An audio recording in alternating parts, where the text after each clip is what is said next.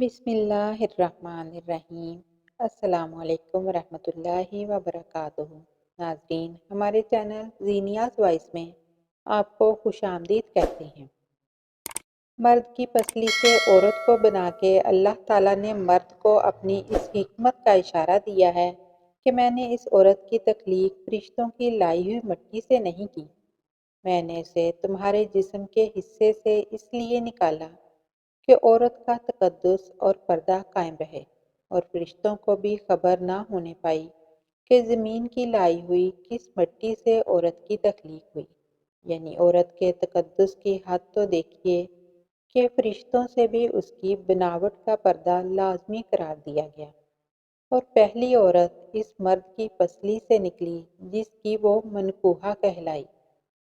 اب بات آتی ہے پسلی کی کہ عورت پسلی سے ہی کیوں نکلی؟ کیا ٹیڑھا پن وہیں سے ملا؟ نہیں، یہاں بھی حکمت سے خالی بات نہیں ہے۔ انسانی جسم میں دل اور بہت سے نازک حصے پسلی کے پیچھے چھپے ہوتے ہیں، یعنی پسلی ایک ڈھال ہے ان نازک حصے کے لیے۔ تو اللہ پاک نے عورت کو پسلی سے نکال کر یہ نہیں بتایا کہ عورت میں ٹیڑھا پن ہے، بلکہ اس عورت کو پسلی سے تخلیق کر کے یہ بات سمجھا دی کہ عورت وقت پڑنے پر ڈھال بھی بن سکتی ہے۔ حضور صلی اللہ علیہ وسلم صحابہ کرام کی محفل میں جلوہ فرما تھے کہ ایک شخص حاضر خدمت ہوا اور عرض کرنے لگا، یا رسول اللہ صلی اللہ علیہ وسلم، کوئی ایسا مومن بھی ہے جو جہنم میں رہے گا؟ حضور پاک صلی اللہ علیہ وسلم فرمانے لگے، ہاں، ایک شخص ایسا ہوگا جو جہنم کی گہرائی میں 1000 سال رہے گا اور مسلسل اونچی آواز میں پکارتا رہے گا، یا حنان یا منان۔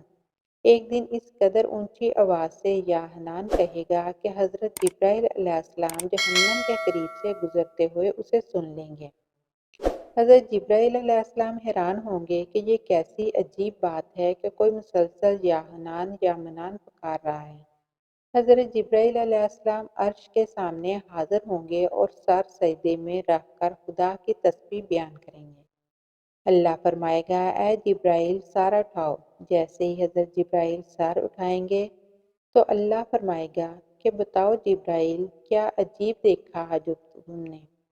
حضرت جبرائیل علیہ السلام عرض کریں گے کہ اے ہمارے رب، میں نے جہنم سے آتی ہوئی ایک آواز سنی ہے جو کہ گہرے گڑھے سے لگ رہی تھی، کہ جیسے کوئی پکار رہا ہو، یا حنان یا منان۔ اللہ تعالیٰ فرمائے گا، اے جبرائیل، جہنم کے دروغہ مالک کے پاس جاؤ اور اسے کہو کہ جو بندہ یا حنان یا منان کی صدا لگا رہا ہے اسے جہنم سے نکال کر تمہارے حوالے کر دے، پھر اسے میرے پاس لے آؤ۔ حضرت جبرائیل علیہ السلام جہنم کے دروازے پر تشریف لے جائیں گے اور دروازے پر دستک دیں گے۔ مالک باہر آئیں گے۔ حضرت جبرائیل علیہ السلام انہیں اللہ پاک کا حکم سنائیں گے۔ حکم سن کر مالک جہنم کے اندر جائے گئے۔ حضور پاک صلی اللہ علیہ وسلم نے فرمایا، جیسے ماں اپنے بچے کو پہچانتی ہے، جہنم کے دروغہ مالک ایسے ہی جہنم کو پہچانتے ہیں۔ اس کے باوجود حضرت مالک علیہ السلام یا حنان یا منان کہنے والے شخص کو تلاش نہیں کر پائیں گے اور باہر تشریف لائیں گے۔ حضرت جبرائیل علیہ السلام سے عرض کریں گے، اے جبرائیل، جہنم نے گہرا سانس لیا ہے، اس لیے کون سی چیز پتھر ہے، کون سی چیز لوہا ہے اور کون انسان ہے، اس کی پہچان نہیں ہو رہی۔ حضرت جبرائیل علیہ السلام پھر اللہ کی بارگاہ میں سجدہ کریں گے۔ اللہ پاک ارشاد فرمائے گا کہ اے جبرائیل سر اٹھاؤ، تم یا حنان یا منان کہنے والے کو کیوں نہیں لائے؟ جبرائیل علیہ السلام عرض کریں گے کہ مولا، جہنم کے دروغہ مالک نے بھی معذرت کر لی ہے۔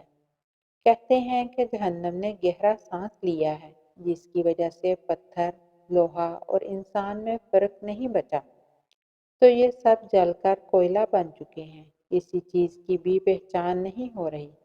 اللہ فرمائے گا کہ اے جبرائیل، مالک سے کہو وہ بندہ جہنم کے فلاں گڑھے فلاں کونے میں اس حالت میں پڑا ہوا ہے۔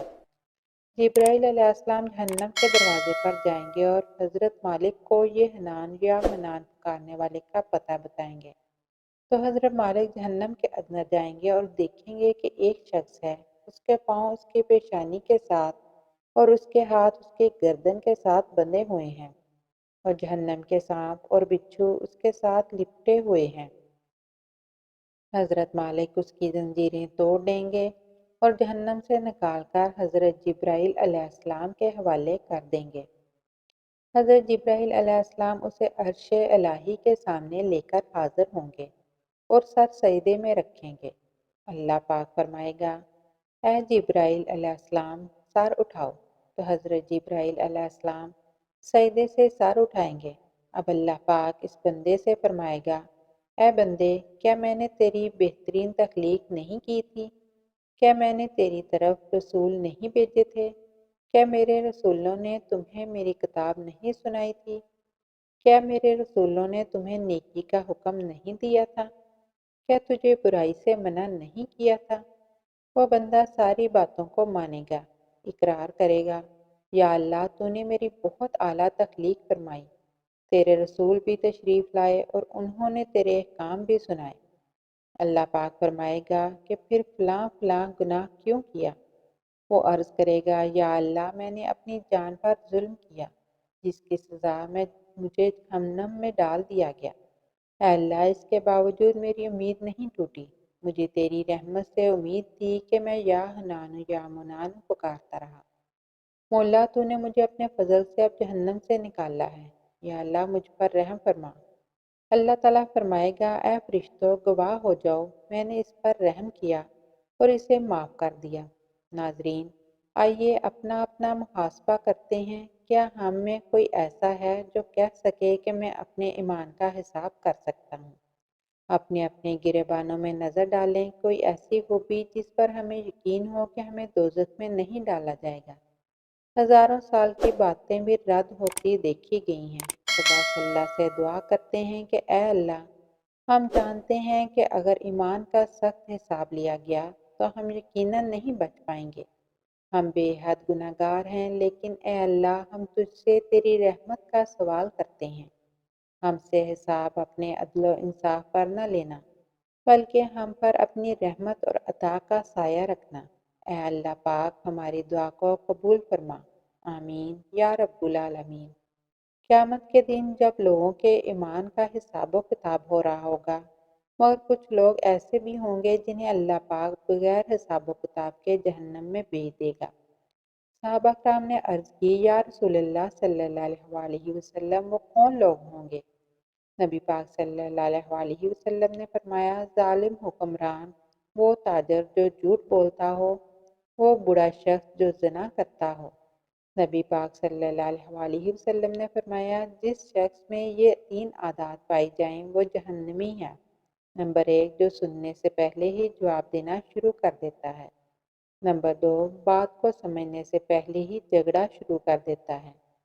نمبر 3، جو علم نہ رکھنے کے باوجود ہی فیصلے شروع کر دیتا ہے۔ اللہ پاک ہم سب کو نیک عمل کرنے کی توفیق عطا فرمائے، آمین یا رب العالمین۔ ناظرین، مزید ایسی ویڈیوز کے لیے ہمارے چینل کو سبسکرائب کر دیں۔